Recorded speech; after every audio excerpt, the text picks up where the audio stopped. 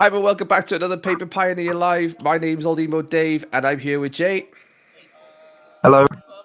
And we're here to watch another game from our FNMs. It is Jeskai Prowess versus Rakdos Midrange. What can you tell us about these decks, Jay? What are we looking at today? Sure, I'll talk about Jeskai Prowess real quick. It is a Delver deck, which is quite a popular archetype, or at least was back in the day. So it's a 1/1, and at the beginning of your upkeep, you may reveal the top card of your library. If it's an instant or sorcery, you get to flip it, and it becomes a 3/2 flyer. So it's that, plus a bunch of spells, some burn, Sprite Dragon, and the new card, Invasion of Gobakan. Yeah, super powerful in any archetype where you are looking to pump your team, and Gokhan out of nowhere can just pump your team really large. And with all the spot removal in Pioneer, it does give you that little bit of a backup, right? That you can then protect against your fatal pushes and your go for the throats and things like that. Yeah, I mean, Um, Fatal Push hits nearly all the cards in the Jeskai Prowess deck, so having a little bit of protection is quite necessary. Yeah, absolutely. And as the players are shuffled up here on the Rakdos mid-range side, basically the most popular deck in the format. In this version, I believe we're looking at one which is playing two Graveyard Trespassers and two Misery Shadows, so splitting up there in the middle. But then just your classic Bonecrusher Giants, Fables, Sheoldred, curving out there for just basically red-black good stuff. So be interested to see how this turns out. Looks like Jeskai is on the play. No, it's not. It's Rakdos. And yeah, early exchanges. It's going to be a lot of land pass. And before we get the big threats down. Yeah, it's a shame that Jeskai Prowess went down to 6 and then still had no 1-drop. Yeah, no Delver. But this at least is the better 2-2 play, right? So we get the Gobakan out, effectively send something to exile. Yeah, What are you so taking here? in the hand there, Fatal Push, Power Word Kill, Trespasser, and Sheoldred. I'd probably take a Fatal Push. The most efficient removal spell probably hits everything. Maybe if you have a Mantis Rider in your hand, you maybe would take the Power Word Kill. I feel like you're an aggressive deck. Taking Sheoldred or Trespasser, it isn't worth it. They shouldn't bother you that much if you're an aggressive deck. No, by turn 5 where it's starting to hurt you badly, you should be on board and you should be beaten down, right? So big turn here for Jeskai. 3 mana up. The Trespasser comp doesn't really hit too much, and this is the big card, the Spike Dragon, which is going to get to work on the Gobakan, taking down those battle counters. That's just going to be big for protection and pumping the team. And Yeah, the it's a bit of a shame though that with the battle, the Rakdos mid-range player is on turn 4 now and is still at 20 life. Yes, I know, which is just shows the efficiency of the deck to an extent as well, right? That they're not they have all the lands available to them in these colors now, and just being able to sequence out and stay up at 20. Unlike other decks where suddenly you shock thought season yourself down to about 14 before you even start. Yeah, and it looks like they are going to Thoughtseize the Sprite Dragon on upkeep That's to interesting flip to their flip, yeah. Trespasser. Yeah, Although flips the Trespasser. maybe they're not that afraid of counter spells, but we do know that this Jeskai Prowess deck does run things like Lofty Denial, so it's an odd choice to get the flip and also potentially get countered. Mm-hmm. Here we say an Azorius Charm used as cycling, so Yep. just draw one card, put a counter on Sprite Dragon, and now the Invasion of Gobakan will flip. Great, and it'll get another counter for the attack. So yeah, we're looking at a 3-3 Oh on yeah, the other side of the board. and interestingly, battles when they flip, you actually cast the backside, which triggers Sprite Dragon's ability. Yeah, it's so efficient. And like, look, before we even realize it, this has become a 4-4, and they have many cards in hand. So I can imagine we're looking at, strangely enough, out of nowhere, a clock for the Rakdos player. Yeah, I mean it's a 4/4, and it's got protection from the Invasion of Gobakan's backside. They just have to make sure they kill the Rakdos player before they get killed by the Rakdos player. Shieldred and Trespassers with big clock. Oh, and here we see a Jeskai charm. Nicely on upkeep as well to save the 2 damage on the draw.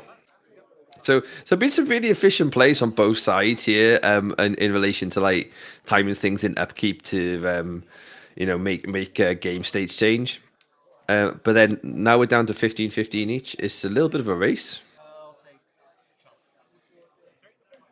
Yeah, and interestingly, the Jeskai charm, putting it back on top, sometimes you may prefer to kill a creature, but in this scenario, it stops the mid-range player from potentially drawing into another removal spell to be able to double removal spell to get rid of the Sprite Dragon.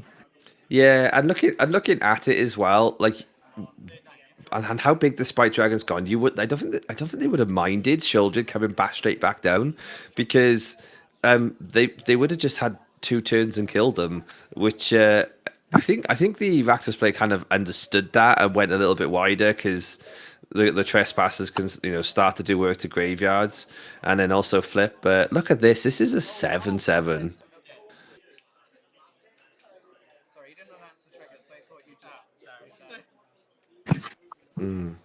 Delver on board now means that this is basically one card away from one card away from being game 1 to the Jeskai team.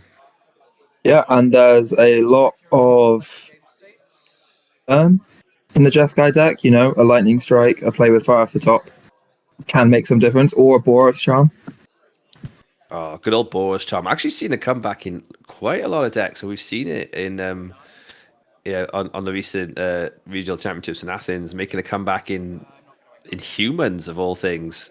A Boros humans brew working about. Yeah, it's a strong card. I do wish it was reprinted more. It's one of the most expensive charms ever printed. Yeah, we need a charm cycle back, don't we? In standard, that would be good. Well, I do really like the charms. Just solid utility, 3 okay abilities on one card, and it makes a card pretty decent.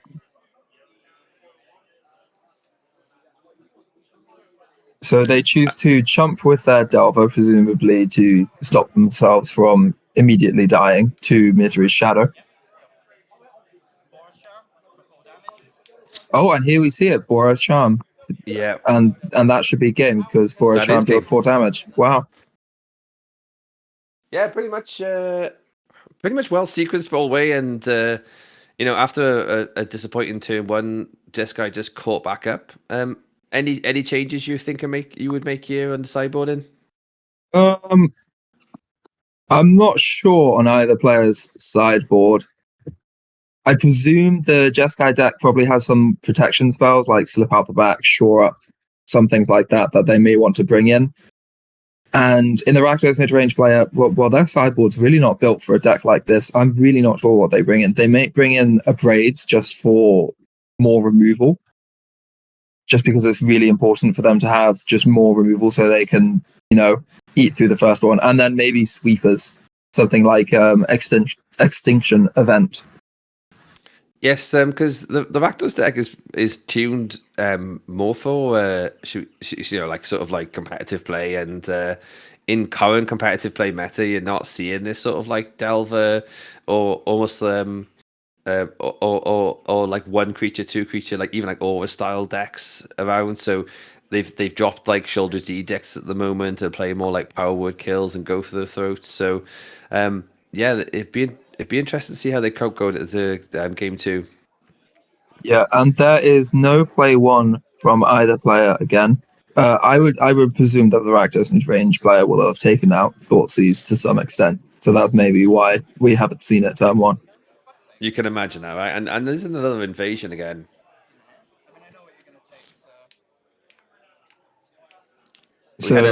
I know what you're going to take explanation off the Rakdos player then as well. What would you take, Jay? Well, it's probably just Rending Volley, isn't it? The most efficient removal spell that there is. Oh, or Fable. Okay. I guess because next turn's turn 3, and they have nothing that can compete against Fable. that was to take them off the turn 3 Fable, turn 4 Shouldered, right? That was that's pretty much screams that there's no Sprite Dragon Yeah, the tempo here. it does. Yeah, it does scream that this is going to be a very slow start from Jeskai Prowess. They can do that though sometimes. That's what's so tricky about this color set is that you could be up against counter spells, you could be up against burn, and you could just be up against tempo. So when a Jeskai player holds mana open like that, you got to play around a multitude of things. Yeah, I mean they might have quite a few counters, so they might be looking to counter Sheoldred or Bloodtithe Harvester or anything else. Yeah. So one comes down. Here comes the Bloods. Ooh, and we see an Izzet Charm just deal 2 damage to the Bloodtithe Harvester. Yeah, just efficiently done before it starts to get going.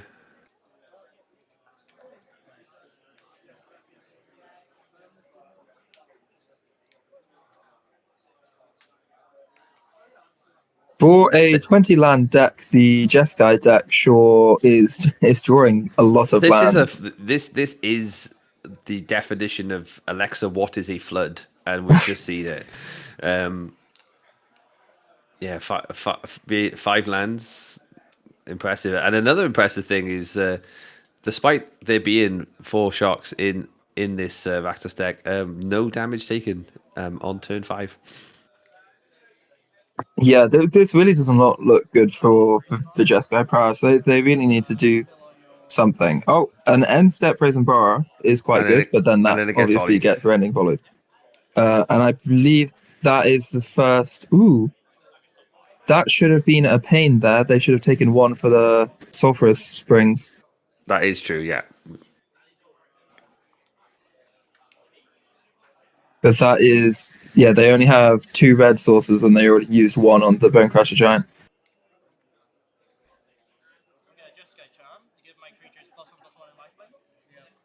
So let's go for the +1/+1 and lifelink here. I believe this is in order to flip the Gobakhan, yeah.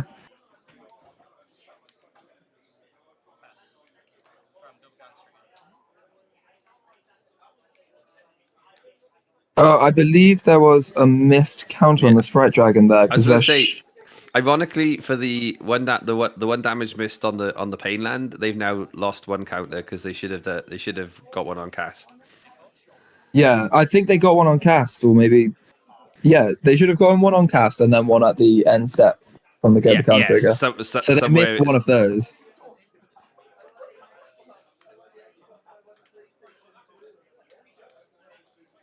And, you know, 2 life can be quite meaningful in these kind of matchups. It's a whole turn of Sheoldred life gain.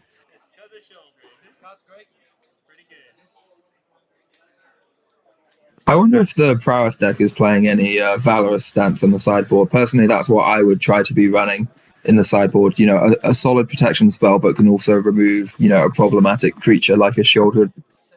Yeah, it's one of those ones that might have taken the hit with Gobakhan's ability being around. That's how you can also protect your creatures.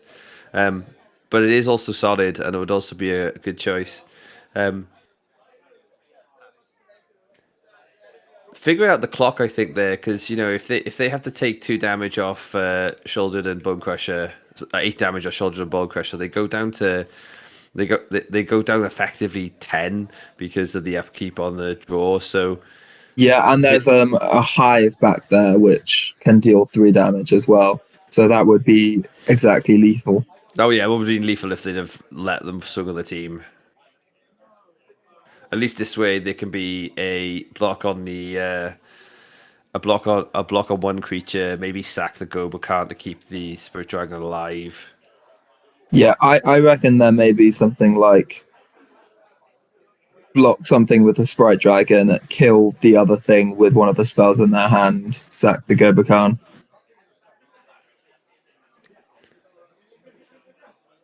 They still have a Fable. We're available to play as well. Over to the left above the Blood Token. Yeah, I think Fable is just too slow at this point for the Rakdos Midrange player. They are in a race and they just want to win. Yeah, you are right there. Strong permanents down on the battlefield. Yep. Declaring blocks. Boros charming. So that's to make it indestructible. Yeah. I, What do they I have there think in what hand? they're potentially afraid of is blocking, sacking invasion of Gobekhan, and then getting hit with a full spell in response to the sack. Yeah. But that's pumped the dragon now to 4.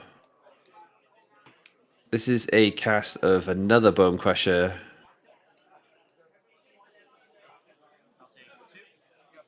I'm surprised the Shieldred didn't attack. They must have been scared of 2 spells potentially Sprite Dragon blocking and just eating Yeah. Shieldred. Yeah, I think that was it, right? Was keep Shoulder alive at all costs, which is great also, but there is another one in hand. So they could have actually taken that risk. Yeah, one thing here is the Rakdos mid-range player, if I was them, I would be quite afraid because last turn the Sprite Dragon did not attack into the same board of a Shieldred and a Bone Crusher Giant. The life totals haven't changed for the Jeskai player, so what could they have drawn that allowed them to attack and not hold back a blocker? Well, I think a bit of a pet card of this player as well is Settle the Package, and a bit of classic, no knowledge of your local players is that if you're staring down mana, that could easily be what's coming. So potentially that may be what they're doing. It could even be bluff. It could even be bluffing, right? Like there's, the level of thinking on sometimes with things like that is to a point they could be bluffing a settle to then be able to flash in some end step elements like this. Yeah, a bit of removal. Yeah, returning this Shieldred is good. It saves you 2 life and stops them from gaining 2 life. I Okay, so I believe they're think using the draw 2, discard 2 of Izzacham. yeah, this is definitely a dig to something on the basis of they need to win in 2 turns. Well, they need to stop themselves from losing next turn, Yeah, or they're going to have to hold their Sprite Dragon back because a Hive activation plus a Bone Crusher Giant attacking. Oh, yeah, and they just had a land. they didn't get it. I think they were looking to get to the charm, which gives lifelink, to then maybe claw back a little. And I think if they got it, it might have ended Yeah. up being game because it was like an 8-8, and they could have swung twice, and yeah, it would have changed the game. But we're gonna go to game 3. Some interesting interactions with the charms is that Azorius Charm, it can remove a creature, but it can also give lifelink, and so can Jeskai Charm. So in a race against another deck, I believe this Jeskai Prowess deck is well situated. Yeah, no, for sure. And there's no additional sideboarding from either player here, so I think yeah, on the basis that this isn't your standard meta matchup, they are just picking it up, shuffling it up, and going again. For game three. And we've missed Delver for the 3rd time. And I wonder how different this would have been if we would have seen at least even just one Delver, and not even a Gobakhan this time either. It looks like they may be missing red if they're playing 2 white and blue lands. And we see a Lofty Denial to keep up the tempo. Which essentially only became a sensor there, right? Because, there was not much going on. But I suppose, again, like you've got to keep them off tempo. But when you can turn 2 Trespasser, turn 3 Fable, are we seeing a shoulder there in hand? That's a very quick flick. No, we're not. I don't think so. It looks like they cycled their Azorius Charm to pick up a Steam Vent and a turn. And they shock in the Steam Vents. I'm not sure what they could have on their hand. Potentially a Boros Charm or another Jeskai Charm. Yeah, we're seeing Hidezuku consumes all in hand. Let the Colligan's command go. Hidezuku consumes all, like a kind of a cute tech card that has come in as a sweeper with things like Boros Convoke becoming a deck. Yeah, also Rakdos Sacrifice is much more played and it takes care of the oven, which is quite quite key. And if there's anything left over in the graveyard, it will take care of that as well. Absolutely. And by far my favorite treasure tokens of any of our F&M players, the Super Mario treasure token. I do just love. And every time I see that hit the board, I kind of like do like the Super Mario coin collection noise in my head. It's just yeah, top tier tokenage. Yeah, it's strange. At the end step, they bounce one of the tokens, killing it with Brazen Borrower. When they could have potentially done that pre-combat to stop the Rakdos midrange player from getting a treasure token.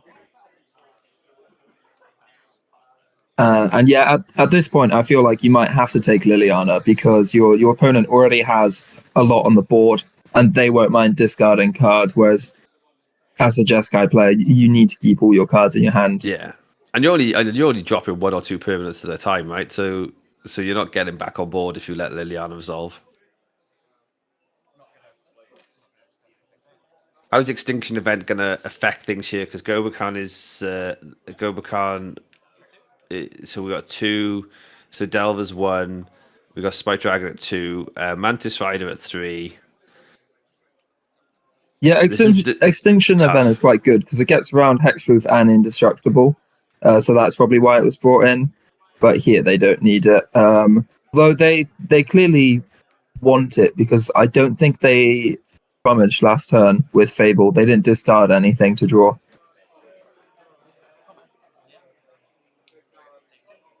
Now this just shows the power of Fable, right? Like look at this. Like with just 2 3/3s, and you got unlimited mana. You've got a creature doing things. You're gonna be able to copy stuff next turn.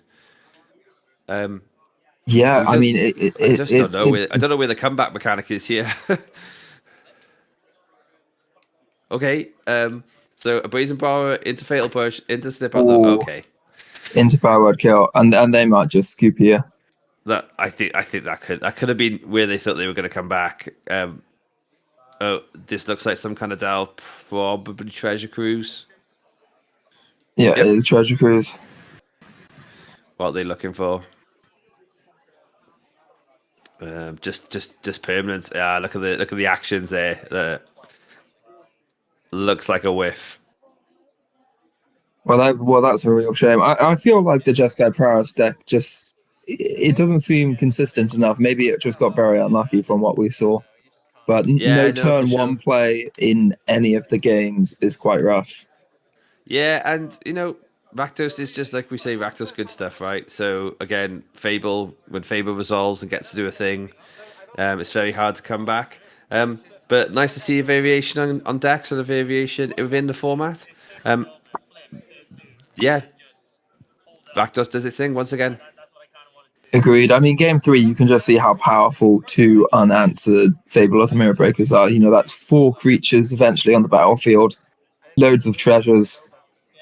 Very difficult to deal with. Totally. Well, we'll start it off there with should they ban Fable? Let us know in the comments.